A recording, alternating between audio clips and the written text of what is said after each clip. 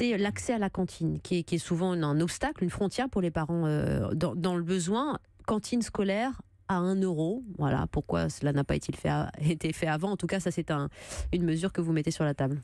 Absolument, nous allons aider les communes fragiles, notamment les petites communes, à mettre en place ce qu'on appelle une tarification sociale des cantines pour que, au maximum à 1 euro, mais il y a beaucoup de communes qui sont sur des tarifs bien inférieurs, on puisse proposer un accès à la cantine. On va travailler sur l'accès au petit déjeuner dans toutes les écoles de France qui le justifient. Ce sont les équipes éducatives qui pourront, à leurs mains, mettre en place, ils vont avoir des moyens pour le faire, cette offre alimentaire. Qui arrivent le ventre vide à l'école. Absolument, et puis n'oublions jamais que nous allons, et c'est une évolution absolument majeure que le président de la République a annoncé hier, et c'était vraiment une volonté très forte d'Agnès Buzyn, changer les politiques d'accueil du jeune enfant. Vous savez, les inégalités, elles se structurent maintenant dès le tout jeune âge, notamment sur les compétences linguistiques, sur le développement complet de l'enfant, la maîtrise de la langue. Ça commence à la crèche aussi. Ça commence dès la crèche.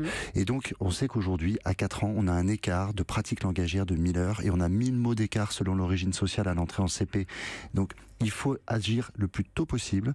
Or, on a un paradoxe insupportable, c'est que nos politiques familiales, notamment l'accueil du jeune enfant, bénéficient le plus aux enfants les plus pauvres, qui sont ceux qui ont le moins accès aux crèches et à l'accueil individuel. Pauvres, ils peuvent rester à la maison jusqu'à l'âge de 3 ans parce que les parents n'ont pas d'argent. Et donc, nous allons changer cela. Nous allons faire en sorte que ces enfants, donc, nous ne sont pas seulement là pour rendre un service aux familles, pour garder des enfants. On va conserver cette dimension-là, mais on va en ajouter une nouvelle. C'est qu'on va travailler au développement de l'enfant dès le plus jeune âge et on va aider ces enfants les plus fragiles, en effet, à aborder toutes les étapes de leur développement, de leur épanouissement intellectuel, affectif, émotionnel, dès le plus jeune âge. Là, on vous sent passionné, volontaire et engagé, Olivier Noblecourt, mais ça commence quand, tout ça? Parce que ce sont des annonces, etc. Est-ce que c'est la rentrée 2019, c'est bonus financiers pour les crèches? Ça commence au 1er janvier 2019, ça va monter en charge progressivement parce que nous ne faisons pas une politique plaquée d'en haut.